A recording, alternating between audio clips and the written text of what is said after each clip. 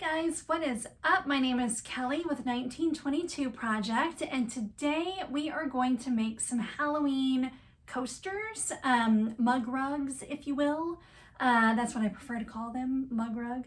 But anyway, most of it's going to be done on the embroidery machine. However, you will need your sewing machine for one part of this. I may have an alternative if you don't have a sewing machine or you just don't really like to sew, but we'll get to that part in a minute. So this design is from, I don't have one to show you. Hopefully it's in the thumbnail, but I haven't made it yet. We're gonna make it together. So this is a Designs by Juju pattern. And I actually bought the placemat, the Halloween placemat pattern, and it has 6 different blocks. It's just taking me forever. There's a cat, and I've done the cat, and it's super cute. But I'm making 4 of them. And there's actually 5 people in my family, but my one son is off at college, and so my table only seats 4. So I'm just doing 4 placemats. But I've got the cats done, and that's it. But I wanted a mug rug for next to my bed because I have tea at night before I go to bed. But so I kind of thought you can buy just an in the hoop coaster from her. But it kind of seemed silly. I already bought this. Like I've got the pattern. I've just got to make it into a rug, rather than sewing them all together to make a placemat. So we're gonna go through all of that, but first I wanna do a little show and tell. So I'm gonna have timestamps down below.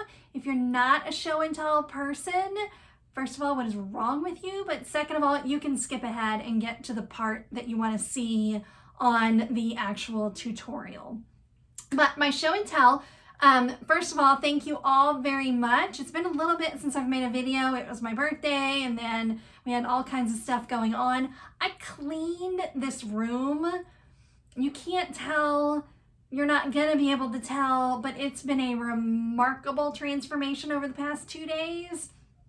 And it's all in anticipation of the holidays. I kind of took over. I've been taking over my son's room a little bit, and so I organized all of that so that he can still come home and feel like he has a room, but you know, he's never here, so I'm gonna take up half your closet. Anyway, so I did all of that, but on my birthday, and thank you, you were all very generous with your comments last video. On my birthday, coincidentally, lucky for them, Backstitch Fabrics had a sale, and it was retail. Sorry, my glasses are, I guess my nose is greasy. They had a retail, and this stuff was in their pre-order, and I was like, I don't need any of that. But then Jess at Okla Roots, if you don't follow her, she is fun and cute and makes really good videos on bag making and embroidery. But she bought some, and I saw it, and I was like, well, now I have to have that. I don't know, why do we do that? Now I'm gonna do it to you, and you're gonna feel like you need to have this. But anyway, this went to retail, so I bought some as a birthday present to myself, to me, from me, with love and affection. So this is the vinyl I bought, and it's the Cinderella mice sewing, because I thought I need a bag because I knit and crochet as well. And I always have like 5 or 6 projects. So if I had cute little, bags, and there's a pattern, I'm not going to remember what it's called.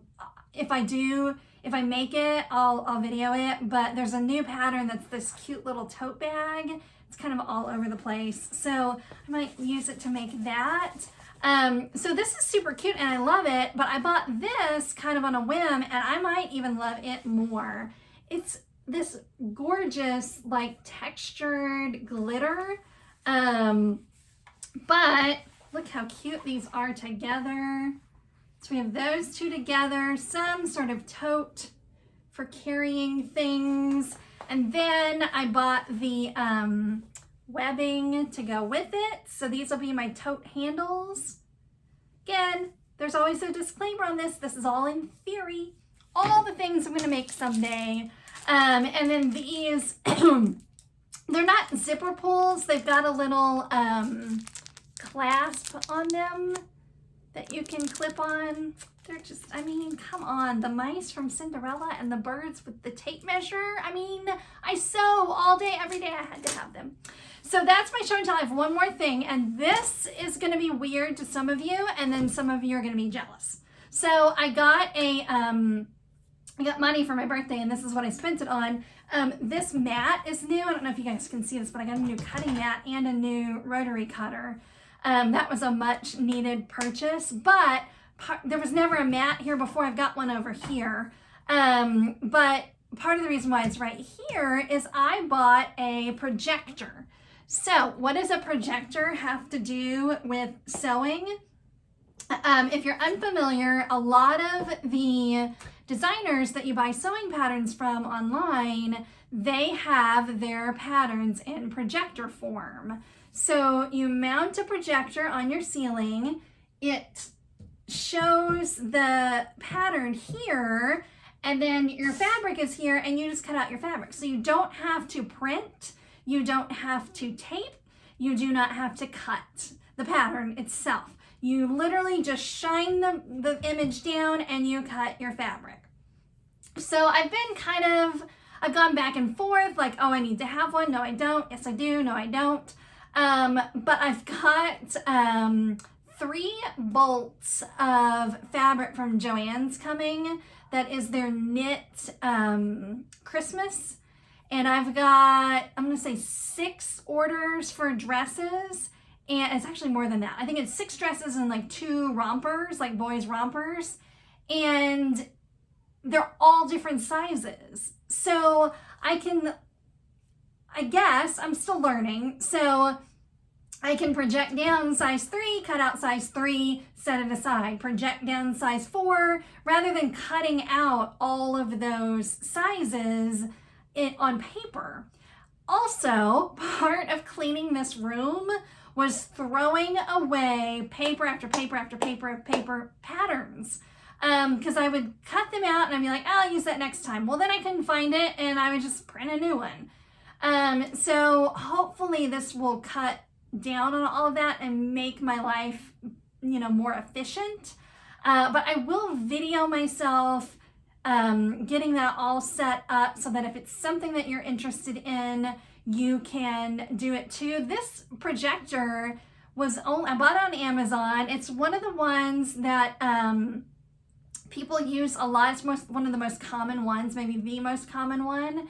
And it was like $50, $60. It wasn't unreasonable. It's weird. The price is listed as like $129, but there's a coupon, and that coupon seems to always be there. So you do the coupon for 50% off. I got worried. The first one I ordered, they ended up canceling it and saying that it was out of stock. But there was another seller selling anyway, I think in the end I got it for $10 cheaper. So it all worked out. I just waited a little bit longer, which was fine because as you can see, I haven't even set it up yet. So we will do that in another video. But again, for today, we're going to make this, in theory, haven't done it yet, we're going to make this mug rug. So we don't need to do anything on the computer. Let's go and take a look at everything that we need for this project. Okay, so for this project, you need your stabilizer hooped. The pattern says to use cutaway, so that's what I'm using. I think probably in a pinch, tearaway would be fine, but since that's what the pattern called for, that's what I'm going to use. These pieces of stabilizer are a little too small for my mighty hoop. So I've been trying to use them up. So this is a good project to use them up. So you hoop your stabilizer. Does not have to be on a mighty hoop. You can use the hoops that come with your machine. You need a piece of batting, just regular, whatever quilt batting you have or can find. And then you need a background piece I'm going to use this one, and it's just from Joanne. And then, oh, we're doing the owl, if I haven't said that already. There's several different patterns, and I think she has 2 different sets for the placemats. I only have one of them. But this is an owl, and he's in a tree, so this is going to be my tree. I'm going to be honest, I don't know about my fabric choices, but I guess that's a good reason to do a little coaster first. There's his eyes. I'm going to use this for the hat, and then I'm going to use this for the back of it. So we're going to take all of this over to the machine, and the first thing it's going to do is we're not putting anything on it. It's just going to stitch out onto our stabilizer, and that's going to be our placement stitch. One more thing real quick that I forgot to mention. When you're prepping all of your fabrics, your background and then the back of your coaster do not need to have Heat and Bond light, but all of your applique pieces should have, oops, mine's sticking together, should have some Heat and Bond light on it. So make sure that you do that. Just kind of standard applique procedures, but you don't need them on these 2. Okay, let's go over to the machine. Okay, our placement stitch stitched out, and the first thing you're going to put down is your batting. The instructions tell you how much, like what size to cut this. Mine's pretty close, but you know, just enough to cover that placement stitch, and then we will run our tack down stitch.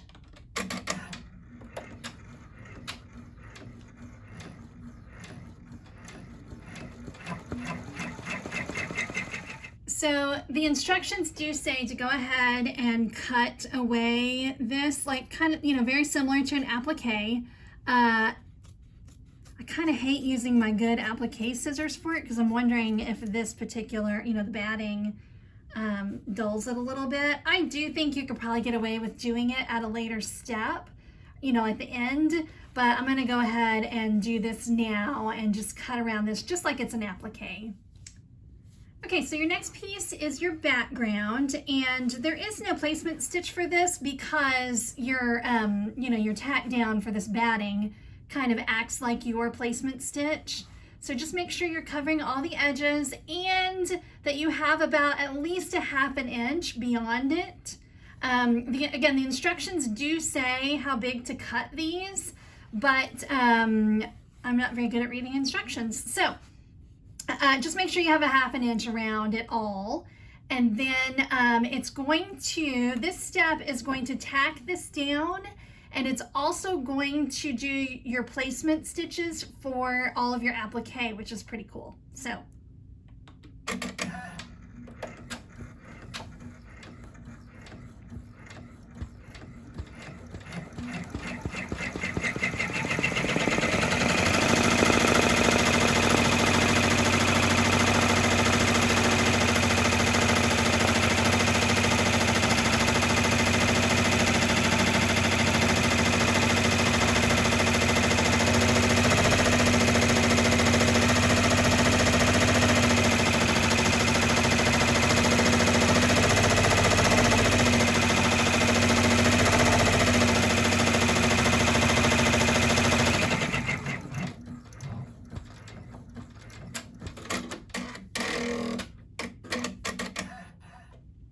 So the design itself did actually have a placement stitch and a tack down. So this is actually technically the placement stitch. The cat one didn't do that, so I wasn't expecting it to run it twice, but I just skipped over the second one. So the first thing we're gonna do is our tree. So we'll throw down the fabric that we want for the tree and do the tack down for it. Okay, so I stand corrected again. It was doing a placement and a tack down for this as well, but I already knew where to put my fabric because of the previous stitching. So again, I'm just gonna skip the second one and go ahead and cut this out. Okay, so we're just gonna continue on with the applique and do that for the remainder of our pieces that we need. And Again, you can, when you're doing applique like this, you can always do your tack downs first and then go back and cut everything. I tend to take my hoop off every time. It's just what I'm used to, but that's a personal preference.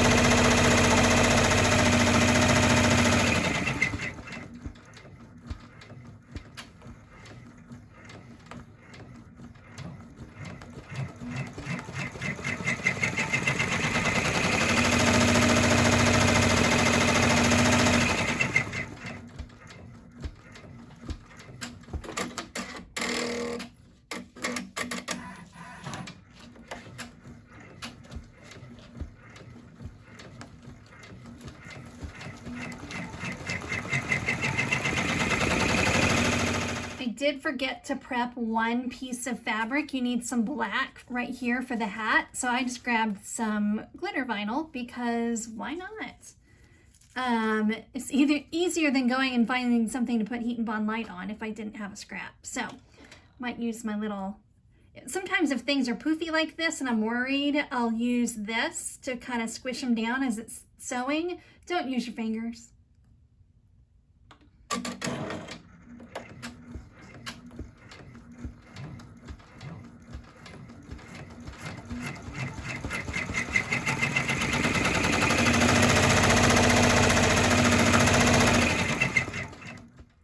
Okay, so the next step it's going to do is it's going to do some cross, like almost like quilting.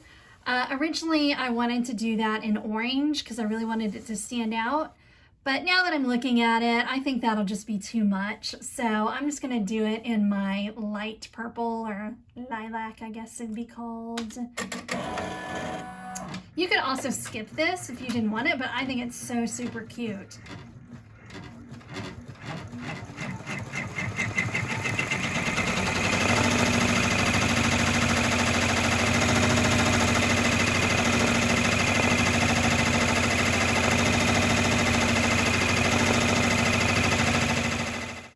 Very happy I went with the light purple. I think it's super cute. So now it's just gonna do all of your satin stitching for several steps. So it's gonna take a while, but depending on your machine. So it does take a while, but you know, it's something that you can kind of set and then go do some other things. In your sewing room, you shouldn't walk away from the machine for too far. So I'll go ahead and run all of the satin stitching. Okay, you guys, I had to stop for just a minute because my machine was making this terrible noise and I could tell something was going on. I don't exactly know what happened. It looks fine, right? But I know my machine well enough to know there's a thread right here. I don't know if you guys can see that. If I just ignore it, it's gonna mess up. It's not gonna go well. So your best bet when something like that happens is to go ahead and take this off and clean this out and get all of those threads cleaned out from there. So this is the screwdriver that, if you have this particular machine, this is the screwdriver that comes with it. So I'm just gonna remove these. I probably haven't cleaned under here in a while. And it is one of those things that you have to do more than you think you're gonna have to do. Or at least I do. And some of that might depend on what thread you're using, what bobbins you're using, but it does get very linty. Is that a word? Linty? And oh, see, look, that thread right there would give me tons of trouble if I didn't get it out of there. So again, in your little kit, you should have some tweezers. So you're just gonna pull that out. I can work on that one a little bit. And then you could use, I don't know, some people say don't use compressed air. I do sometimes, but mostly, well, that one's gonna give me some trouble, so I'll work on that a little bit. Mostly what I do is, I think one comes with the machine, but I have a little brush that I can't find right now, but let's see. Whoops, hello. So you should have a little brush that you can clean a lot of this out. The other thing I like to do is you get a business card or something very similar, maybe just some cardstock. I gotta go grab one over here. And run it underneath this, and that helps clean it out too. So, oh, there's my little brush. So this one's not the one that came with the machine, but you should probably have one with your machine. So just really give that a good cleaning. Did I get that? I still got that one thread. Really get in there. Oh, probably shouldn't do all of this on my nice new placemat pieces, but oh well. It's just for us. So let me get in there and see if I can get that other thread, and then we'll go ahead and put a drop of oil in it because I don't think I did today.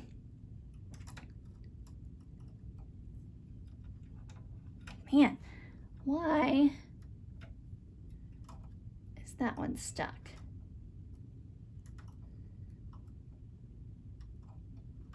All right, I'm gonna have to turn the camera off because the camera's in my way.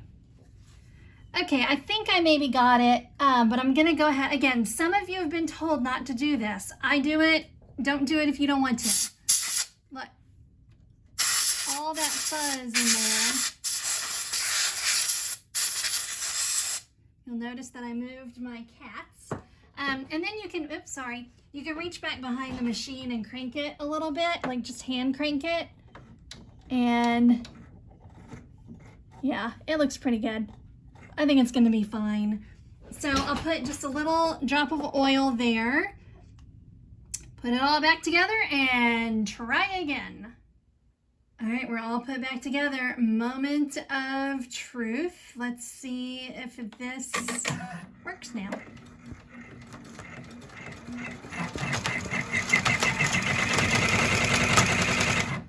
Can you guys hear that? I still have something caught. I'm gonna have to take it back apart and try again.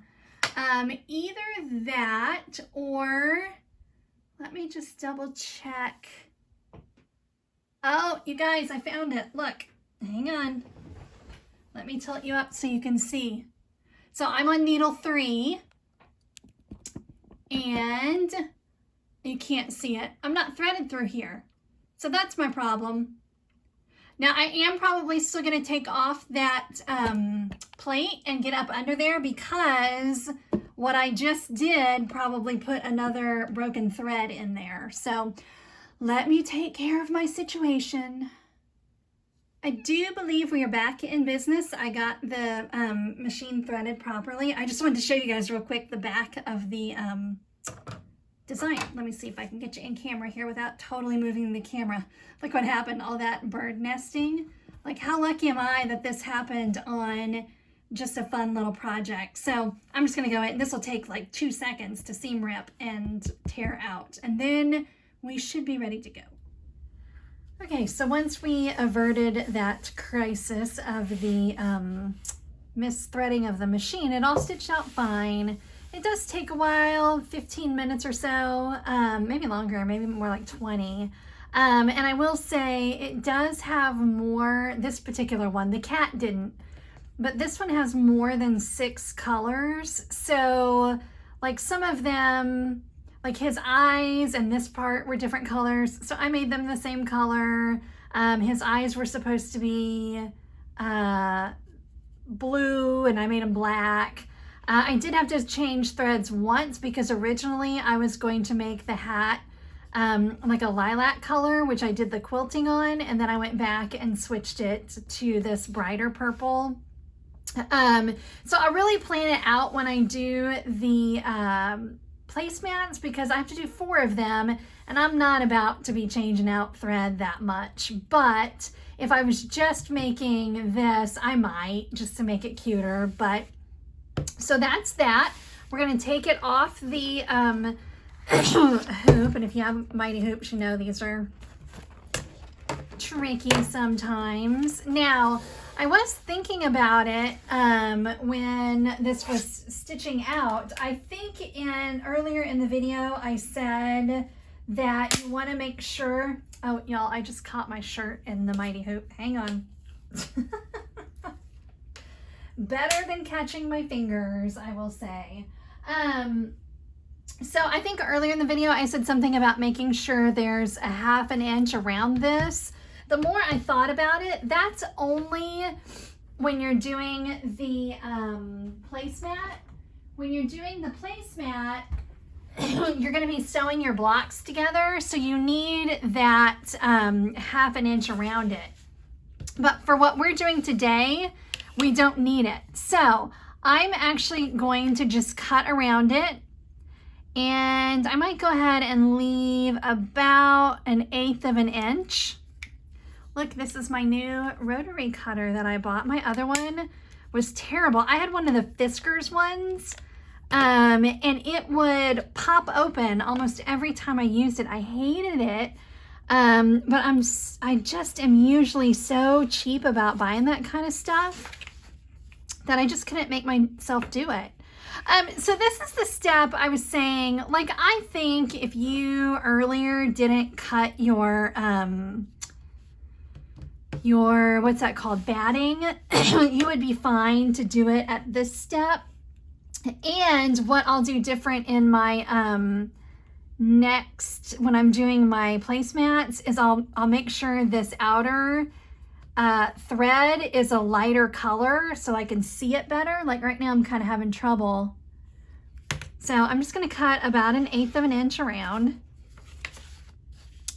making a nice square. So basically we're going to utilize some kind of quilting skills for this. So you could do it just like quilting and put your back on and then do normal binding. I'm going to do something a little bit different, just again, so that if you're not a super confident sewer, you can still do this. I do think when I do the placemats, I feel like that one's a little longer, but whatever. When I do the placemats, I think I might do a proper binding, but for this one, we're going to use our backing material and make it big enough that it sort of creates a binding. So let me think about this for a minute. This is basically a little bit bigger than 5 by 5. So let's do our we're going to do our backing. I have to think about this. See, this again, this is why the pro YouTubers, they make one first and then they do a tutorial, but I'm not a pro yet. All right, so I'm going to cut mine. If I want to fold it over, I don't really want a very thick thing here. So if I want it 1/4 of an inch over, then I need it to be 1/2 an inch all the way around. And so I'm gonna do it, this is about 5 by 5, so I'm gonna make the backing 6 by 6. Yes, correct. So, and frankly, I have enough of this, so if as we're doing this, I realize I've messed up, then we'll just cut some more. So again, that's to me kind of some of the fun of crafting, is you can just kind of make things up as you go. This is a huge, I don't have I got this at Joann's, and I remember that it was on sale. I think I did a video about it. It was on sale, and it's a pretty big cut of fabric, so that is nice. You know what, though? I'm actually going to guesstimate it first and then cut it down. So let's do it like a 7. Well, so we'll have to get rid of our selvage there. Let's do it 1, 2, 3, 4, 5, 6, 7. That's the thing about getting a new cutting mat is you kind of have to. I don't know what all my markings are here. 1, 2, 3, 4, 5, 6, 7. We'll go to about right there. So this is just a rough cut. Let me take it over and iron it real quick. Oh, you know what? Did I not take? I did take into account that, didn't I? 1, 2, 3, 4. Well, we're going to be cutting it close, but it'll be all right. All right, hang on a second. All right, I actually changed my mind, which seems to be the theme of today's video, but I cut a bigger piece for 2 reasons. For one, I'm kind of fussy cutting it. I want to make sure I get one of these cats in there. And for the other reason, I think what I'm going to do is I'm going to sew the backing on, and then cut my width around it. That seems to make more sense to me. If you don't sew, you could certainly, ideally my cat would be in the middle, but that was going to waste too much fabric. So, ideally, if you're not sewing, you could use some basting spray or something, and kind of tack this down. But I'm going to just pin it a little bit, and then again, I'll, sew, and I'm going to sew right on.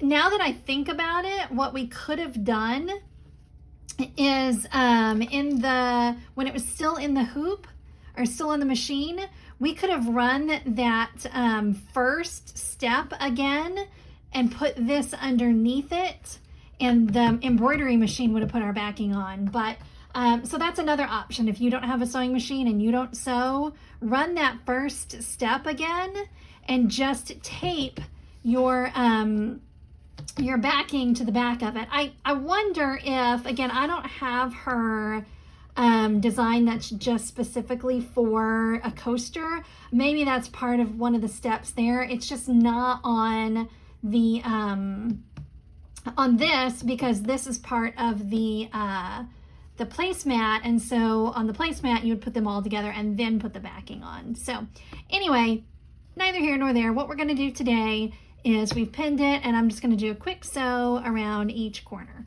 Now, one thing I will say is this is going to show on the back, so that would be another disadvantage of doing it on the embroidery machine, is my bobbin thread is white, and I don't really want white on the back. I'm going to do both sides black, because that will show whatever stitching you use on this step.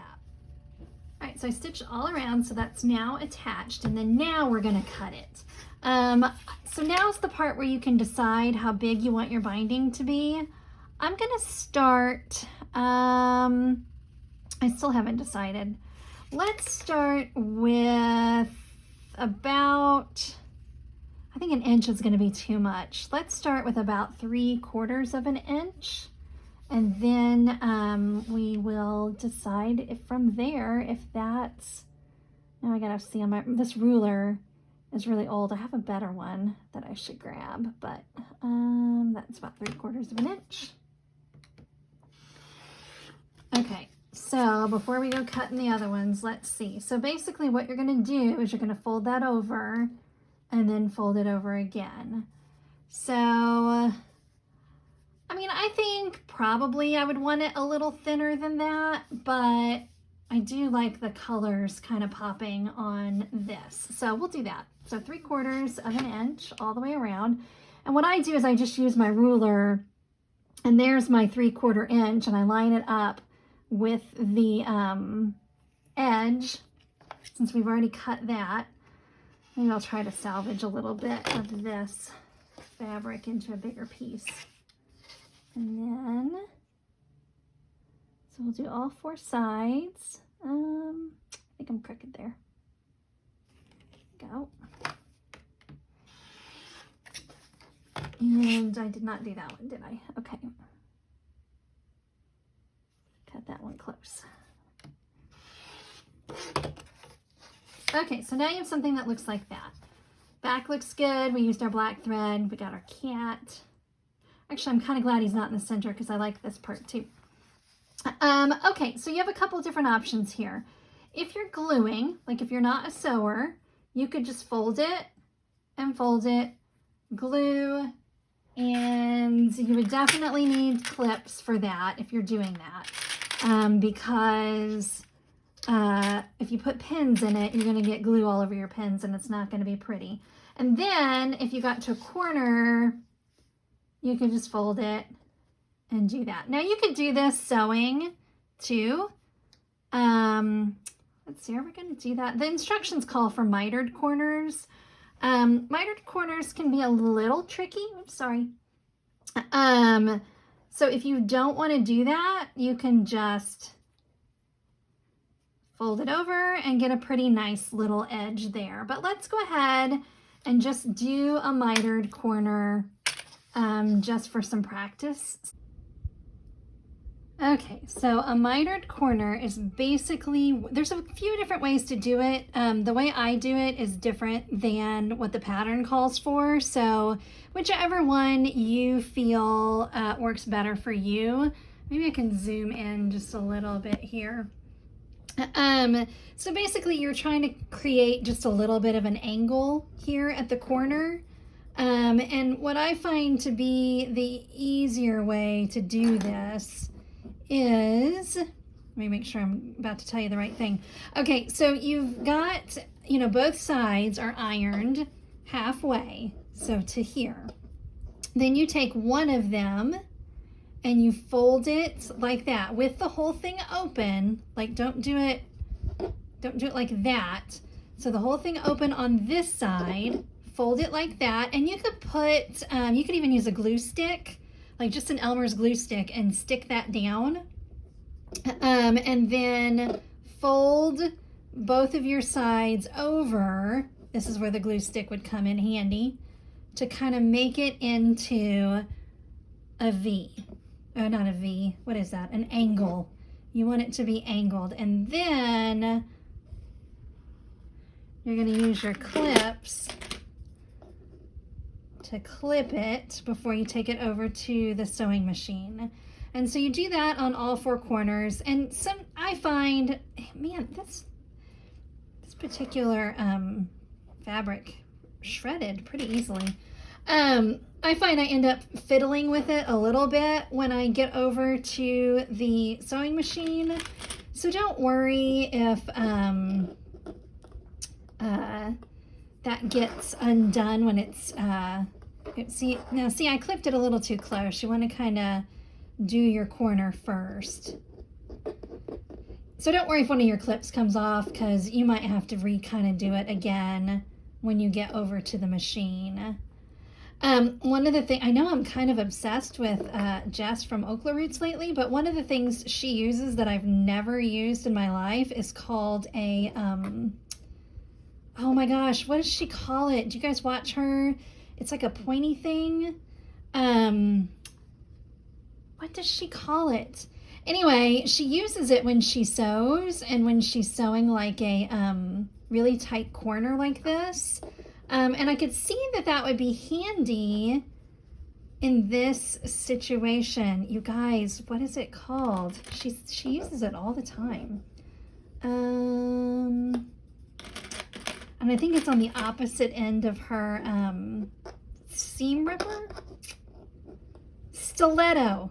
She calls it a stiletto. So I'll show you one more and then I won't bore you with the other one. So folding it. How much was my hand in the way when I was doing the other one? So fold it, then fold that over. Although it doesn't really matter which one, you know, I just kind of fidget with it until I've got a nice little angle there. And then you might have to deepen your triangle a little bit. So the way that's in the pattern, the Designs by Juju pattern, might make a little more sense to some people. This is just the way that I've always done it. And I also think I have a much skinnier, I wonder why. I wonder why this side's so much skinnier. It's not, I just haven't pulled it. So see how it makes that nice little tight corner, and how we probably are gonna, so that needs to come down further.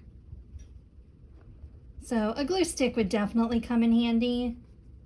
But again, I just kind of fidget with it as I sew. So and on something this tiny, it's really not that big of a deal. It's not going to take us that long to sew it. So like that corner, I might just leave it like that until I get over to the machine. So this will be our last step. All we have to do at this point is sew this down, and you know, you want to sew pretty close to this edge, but I don't know, maybe 1/8 of an inch or so. Or you could even do, it might be even cute to do 2 lines, but we'll just do one about 1/8 of an inch from the edge here. So let's go over to the machine. So here we are looking kind of like a hot mess, but again, I just kind of fidget with it as I go. The only thing I wanted to say about this is, first of all, I've got my stitch length on about a 4.5. Anything smaller and it's just not good. Anytime you're top stitching, you want it just a little bit longer. And then the other thing is I'm not going to start on a corner. I'm going to start kind of middle of a row. I just find that when you start on one of those corners, the machine has a hard time going over that hump. So see here, see how that corner looks quite, well, maybe you guys can't see it all that well, but it looks pretty. So I'm just going to kind of hold it as I sew. Again, rather than be too concerned with what my clips are doing. I just got a little bunchy there. That's why I moved everything. So again, she has a little thing called the stiletto, which would be perfect for this. I've just never used one. Have you guys used one? So get to that corner, lift your presser foot, turn. I do have a knee lift on this machine, but the camera's in the way. So let's just go all the way around this.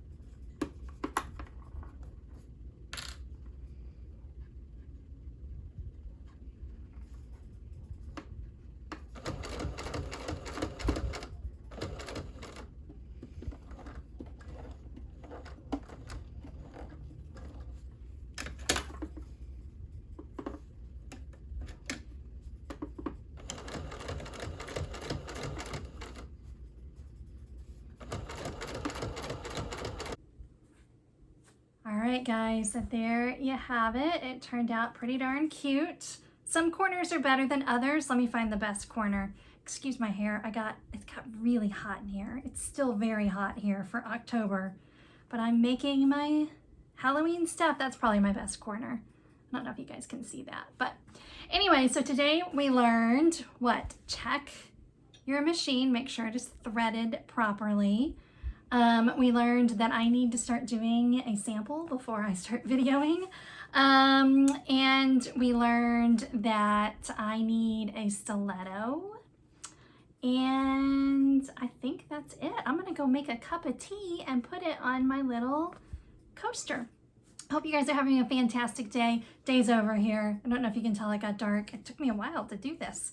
So I'm gonna get those placemats done and I'll show you those to you guys when they're all finished. But anyway, have a fabulous rest of your day and I will chat with you soon. If you found any value in this video whatsoever, please hit that like button and think about subscribing.